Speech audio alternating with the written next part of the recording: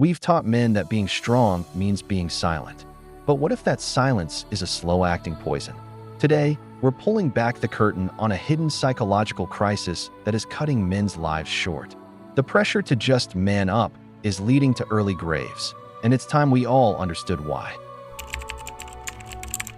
It's not a myth, it's a sobering fact. Across the globe, men are dying earlier than women. In the United States, that gap is significant, with men now expected to live over 5.5 years less than women. And while biology and genetics play a role, a massive piece of this puzzle is psychological. Men are facing a stress crisis that is quiet, overlooked, and deadly. Think about it. From the time they're young, boys are told things like "boys don't cry" or to take it like a man. These aren't just empty phrases, they're instructions. Instructions to bury your emotions, hide your pain, and never, ever show what might be seen as weakness. This social conditioning forges a man who believes that to be strong, he must be a fortress, silent and stoic. But a fortress that never opens its gates is just a prison. This emotional suppression is a huge driver behind men's higher mortality rates.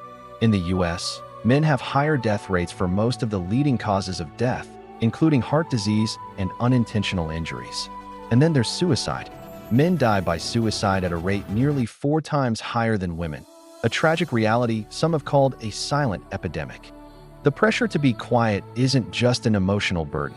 It's a physical one that is literally costing men their lives. So what happens when you spend a lifetime bottling everything up? All the stress, the anxiety, the sadness? It doesn't just vanish. It festers, and it finds other ways out. This unaddressed mental distress often shows up in dangerous ways. Chronic stress floods the body with hormones like cortisol, leading to very real health problems like high blood pressure, inflammation, and a much greater risk of heart attack and stroke. And when men feel like they can't talk about their problems, they're more likely to turn to unhealthy coping mechanisms. This can look like risky behaviors such as substance abuse, reckless driving, or just flat-out avoiding the doctor. Surveys have found that a huge number of men are hesitant to get help for mental health concerns, with many admitting they're too embarrassed or that a negative stigma stops them. They put off checkups and sometimes even hide information from their doctors.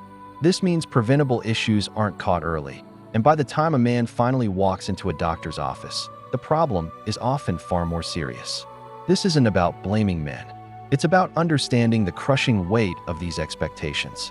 We've built a culture where a man might rather tough out chest pain than risk looking weak by going to the ER, where he'd sooner self-medicate with alcohol than admit he's struggling.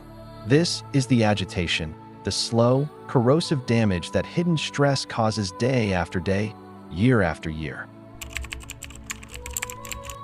The numbers are grim, but they aren't a life sentence. We can change this story, and it starts by redefining what strength really means for men. First, real strength is vulnerability. It's having the guts to speak up. This starts with building genuine friendships. Loneliness is a huge driver of depression, and recent surveys show that around 15% of men say they have no close friends at all. Reaching out to a friend, a family member, or your partner and just saying, "I'm not okay," is one of the bravest things a man can do. It's not weakness, it's self-awareness and a desire to live. Second, true strength is asking for help. You'd see a doctor for a broken arm, so why not see a therapist for your mental health? Therapists are trained professionals who can give you the tools to manage stress and work through tough emotions. Women are nearly twice as likely to seek therapy as men, not because they're weaker, but because they haven't been conditioned to see it as a personal failure. Going to therapy is a proactive, smart way to take charge of your own health. Finally, redefine your own ideas of success and masculinity. Your health is your wealth. Prioritizing your well-being, both mental and physical, is the ultimate act of self-respect. Schedule those regular checkups. Eat well, get some exercise, and make room for your emotional life. It's about realizing your value doesn't come from your silence, but from your presence as a father, a partner, a friend, and a human. If this message hit home for you, or if you know a man who needs to hear it, please share this video. And for more content that breaks down the barriers to a healthier, longer life, don't forget to subscribe. The crisis of male stress is real, but it's not unbeatable. We can unlearn the toxic lessons of silence and build a new definition of strength, one that's rooted in honesty, courage, and self-care.